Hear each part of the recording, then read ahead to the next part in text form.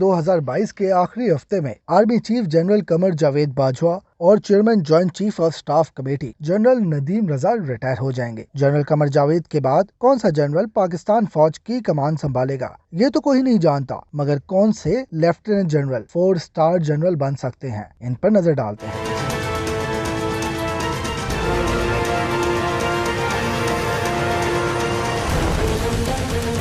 Seniority list में सबसे ऊपर लेफ्टिनेंट जनरल आसिम मुनीर का नाम आता है। लेफ्टिनेंट जनरल आसिम मुनीर की रिटायरमेंट की तारीख भी 27 नवंबर ही है। लेफ्टिनेंट जनरल आसिम मुनीर फौज में ऑफिसर ट्रेनिंग प्रोग्राम के जरिए शामिल हुए और फ्रंटियर फोर्स रेजिमेंट में कमीशन हासिल किया। Lieutenant general Asim Munir army chief general Qamar Javed Bajwa के करीबी समझे जाते हैं। जनरल कमर जावेद बाजवा जब कोर कमांडर रावलपिंडी थे, तब जनरल आसिम मुनीर ने बतौर ब्रिगेडियर उनके अंडर काम किया हुआ है। Lieutenant general Asim Munir DG military intelligence और ISI चीफ के तौर पर भी काम कर चुके हैं। आसिम मुनीर ने सिर्फ 8 माह डीजी ISI के तौर पर काम किया।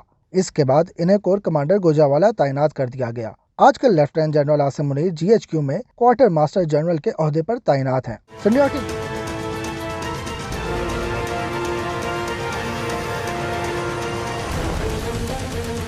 सीनियरिटी लिस्ट में दूसरे नंबर पर लेफ्टिनेंट जनरल साहिर शमशाद मिर्जा का नाम आता है। लेफ्टिनेंट जनरल साहिर शमशाद मिर्जा का ताल्लुक सिंध रेजिमेंट से है। लेफ्टिनेंट जनरल साहिर शमशाद पहली दफा जनरल राहिल शरीफ के दौर में मीडिया के सामने आए, जब वो डीजी मिलिट्री ऑपरेशंस तैनात थे और शुमाली वजीरिस्तान में दहशतगर्दों के खिलाफ ऑपरेशन की निगरानी कर रहे थे। लेफ्टिनेंट जनरल साहिर शमशाद ने इंट्रा अफगान टॉक्स करवाने में भी अहम किरदार अदा किया, जबकि साहिर शमशाद गिलगित बल्तिस्तान रिफॉर्म्स कमेटी का भी हिस्सा थे। लेफ्टिनेंट जनरल बनने के बाद Sahir Shamshad chief of general staff के ओहदे पर भी तैनात रहे, जो फौज में आर्मी चीफ के बाद सबसे अहम ओहदा है। आजकल lieutenant general Sahir Shamshad core commander Rawalpindi तैनात हैं। साहिर शमशाद के पास खारजा अमूर पर भी काम करने का वसी तजुर्बा है।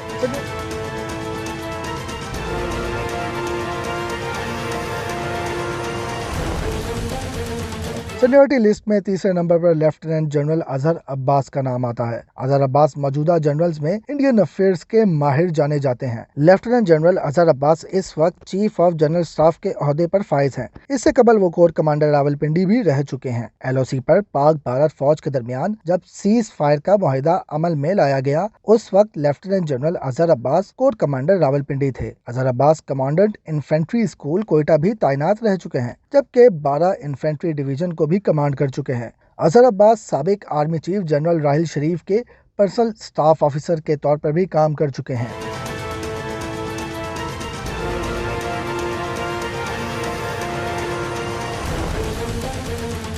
अजहर अब्बास के बाद लेफ्टिनेंट जनरल नौमान महमूद का नंबर आता है। लेफ्टिनेंट जनरल नौमान महमूद इस वक्त नेशनल डिफेंस यूनिवर्सिटी के सदर के तौर पर काम कर रहे हैं। इससे कबल वो कोर कमांडर पेशावर और GHQ में inspector general communication and information and technology के ओहदे पर भी तैनात रहे हैं। वो बतौर instructor command and staff college में भी काम कर चुके हैं। लेफ्टिनेंट जनरल नौमान महमूद ने जनूबी वजीरिस्तान में इन्फेंट्री डिवीजन भी कमांड की। इसके बाद ISI में DG एनालिसिस भी तैनात रहे हैं। लेफ्टिनेंट जनरल नौमान महमूद का ताल्लुक बलोच रेजिमेंट से है।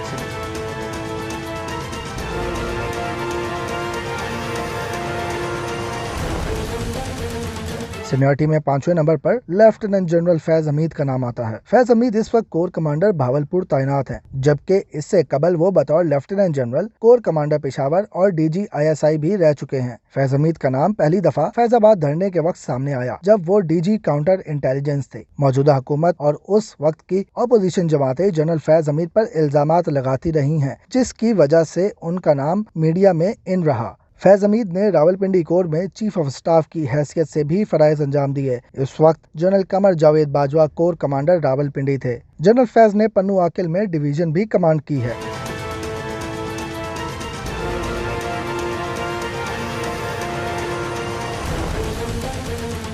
सीनियरिटी लिस्ट में छठे नंबर पर लेफ्टिनेंट जनरल आमिर का नाम आता है, जो इस वक्त कोर कमांडर गोजावाला तैनात हैं। इससे पहले लेफ्टिनेंट जनरल आमिर GHQ में एडजुटेंट जनरल भी रह चुके हैं। बतौर मेजर जनरल उन्होंने लाहौर में 10 इन्फेंट्री डिवीजन भी कमांड की। General Aamir chief of army staff secretariat में डायरेक्टर जनरल स्टाफ ऑफिस के तौर पर भी काम कर चुके हैं, जबकि साबिक सदर आसिफ अली जरदारी और ममनून हुसैन के मिलिट्री सेक्रेटरी के तौर पर भी काम कर चुके हैं।